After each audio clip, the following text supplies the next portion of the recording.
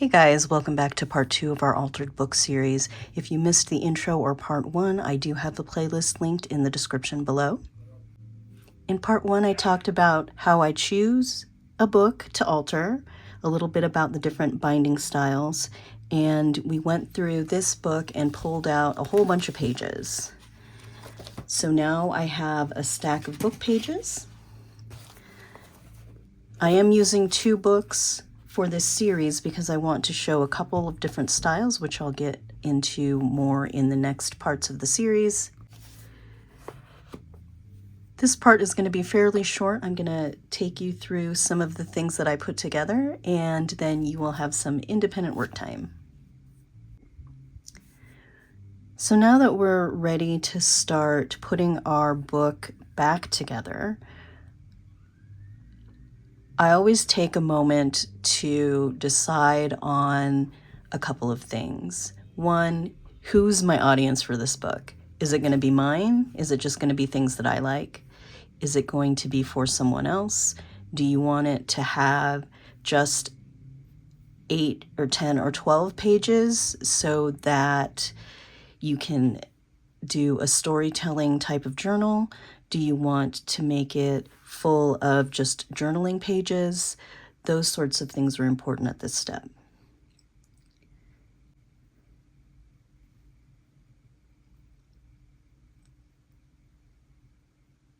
For me, this book, I'm going to put together as if I'm going to give it as a gift. I just want to make 5 to 10 pages in the book, even though I have more pages available to alter because we're going to glue a bunch of them together.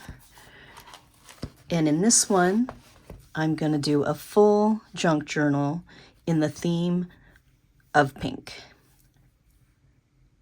Even if I don't have a true theme at the beginning of an altered book make, I do try to decide on if I want colorway.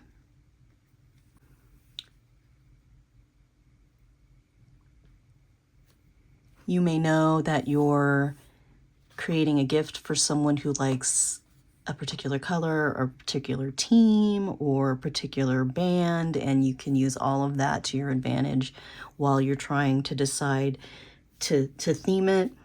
This one will be in a general theme, so I'm not going to do specific colors, but I would still do this part, which is decorating some pages. I like to decorate pages early in the process so that I have them readily available. It is much easier to have a stack of pages that feel like kind of a scrapbook paper, designer paper, or something that is ready to be added or used to die cut or used as a background or used to back a tag. And it makes the rest of the process go a little bit faster.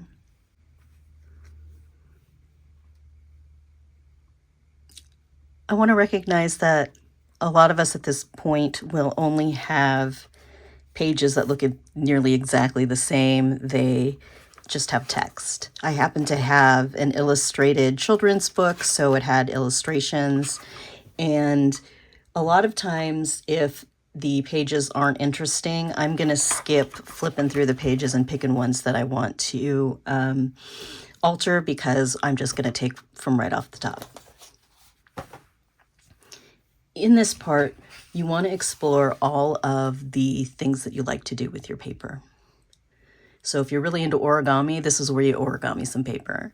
But for me, there are a few mixed media type things that I like to do.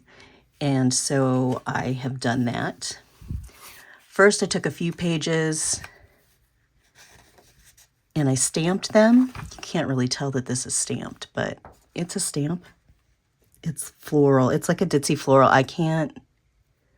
There you go. You can see some of the botanical stuff right there. This is a larger one. And it doesn't have to be pretty. I mean, you don't want it to be ugly, but a lot of this is going to get covered up. A lot of this is going to be torn up or folded or covered. So we are just decorating some pages. It's another one that I stamped. I do love a Tim Holtz distress spray, so I distress sprayed a few of the pages. This one is directly to the page, and this one I sprayed some water on it first, and then when it dried, I put a little more of the spray on the top. Here's one that looks very, very pink. I love to do doodle details when I paint, and I love to doodle in general. I'm not really a Zentangle girl, but this is something that I just ended up doing when I was sitting in front of the TV the other night. And so this is the sort of thing that you want to think about. What kind of medium do you like to use? How do you like to decorate pages? You might want to tea dye or coffee dye some of your pages at this point. This is a little bit of watercolor. Again, a lot of this will probably get covered up. Some more watercolor. This one I used the plain watercolor and then some of the metallic.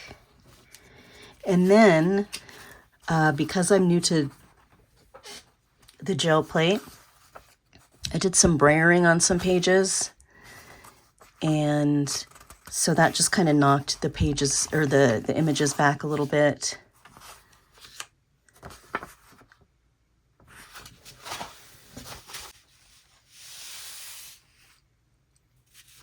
This is hard to see, but I did some brayering on this page as well. This was just my roll-off sheet. I did a piece of purple copy paper. I really like the way this turned out. And then one more on a heavier cardstock in case I want to use it as a sturdier hinge. And of course, if you get to halfway through and you think, oh, I can't do this thing because I didn't brayer enough papers, then you just stop and brayer enough paper. Brayer some more paper. This is the page that was behind my book pages when I did the distress spray. I always put a page or two to catch the overspray. And this I just kept with everything else while I'm working on this project. So I did these and I did these. I also did a couple of other things. Since I was using the sprays, I grabbed some of this tag roll that I have, and I sprayed those as well. These I think are going to make really good index tabs, or tabs. I always call them index tabs. And then I made some snippet roll kind of things, embellishment, layered.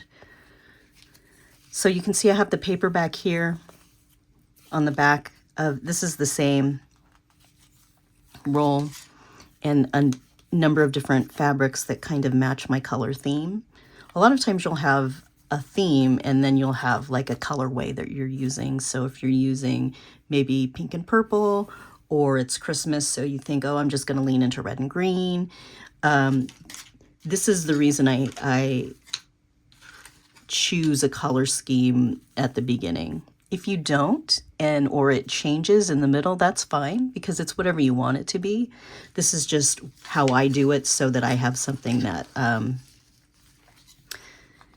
that feels like there's some consistency throughout the book.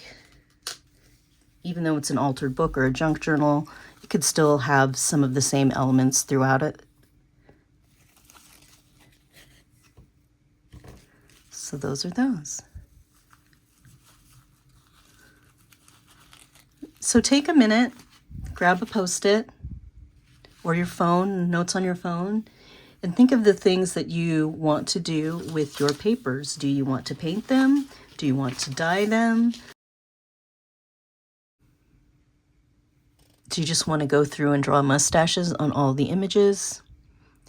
You do you. But now that I have this part done, I have some tabs that are ready. So when I'm at that point in our make, I don't have to worry about it. I have some of the edging ready, so I can add these in, just like any kind of trim.